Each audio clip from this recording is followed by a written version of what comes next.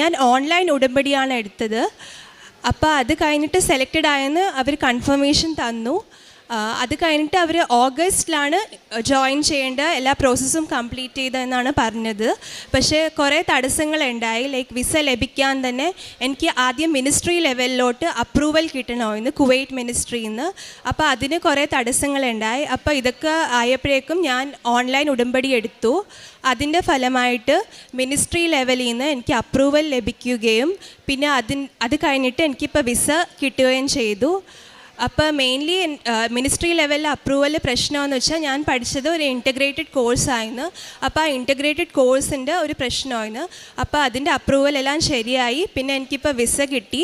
പിന്നെ next step എന്നാൽ മെഡിക്കലായിരുന്നു. അപ്പോൾ മെഡിക്കലിൽ പോണതിന് മുമ്പ് തന്നെ ഞാൻ ഉപ്പൊക്കെ ഇട്ട് പ്രാർത്ഥിച്ചിട്ടാണ് പോയത്. അപ്പോൾ അതിൻ്റെ ഫലമായി മെഡിക്കലും ക്ലിയർ ചെയ്ത് ഇപ്പോൾ ഇനി സ്റ്റാമ്പിങ്ങിന് കൊടുത്തിട്ട്